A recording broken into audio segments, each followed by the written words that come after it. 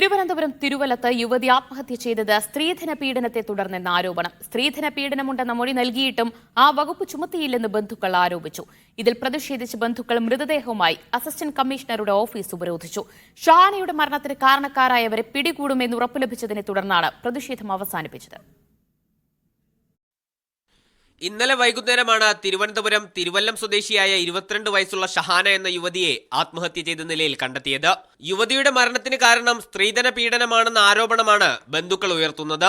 Police സ്റ്റേഷനിൽ പോയപ്പോഴും അവര് എന്റെ മൊഴിയെടുത്തതെന്ന് വെച്ചാൽ എന്റെ വീട്ടിലെ എന്റെ മക്കള് എത്ര പേര്, ഞാൻ എവിടെ താമസിക്കുന്നു, അങ്ങനെ കുറെ കാര്യങ്ങൾ ചോദിച്ചു. എന്നിട്ട് അങ്ങോട്ട് ഞങ്ങൾ അവരെ ഉപദ്രവിച്ച കാര്യം ഇതും നേരത്തെ ഉണ്ടായ കാര്യങ്ങൾ പറഞ്ഞു. അതൊക്കെ നാളെ എഴുതാം, ഇന്ന് FIR ഇടാൻ വേണ്ടി നിങ്ങളുടെ ഇത്രയും കാര്യങ്ങൾ ഇന്നലെ സംഭവിച്ച കാര്യം മാത്രം പറഞ്ഞാൽ മതിയെന്നു. സ്ത്രീധനം ചോദിച്ചില്ലെങ്കിലും തങ്ങളെ കൊണ്ടാകുന്നത് നൽകിയിരുന്നുവെന്ന് ഷഹാനയുടെ മാതാവ് പറഞ്ഞു. 75 പവൻ ഞങ്ങൾ എന്നിട്ടും അവരുടെ നിലയ്ക്കും വിലയ്ക്കും ഞങ്ങൾ 75 പവൻ കൊടുത്തു. ഈ വീടും അതിന് ആ കൊച്ചിന് എഴുതി കൊടുത്തത്. ഇതിനിടെ ഷഹാനയുടെ ശരീരത്തിൽ മർദ്ദനമേറ്റതിന്റെ ദൃശ്യങ്ങൾ പുറത്തു വന്നു. വൈകിട്ട് പോസ്റ്റ്മോർട്ടം നടപടികൾക്ക് ശേഷം വിട്ടുകൊടുത്ത മൃതദേഹവുമായി ബന്ധുക്കൾ അസിസ്റ്റന്റ് കമ്മീഷണറുടെ ഓഫീസിന് മുന്നിലെത്തി. മരണത്തിന് കാരണക്കാരായവരെ ഉടൻ പിടികൂടണമെന്നായിരുന്നു ആവശ്യം.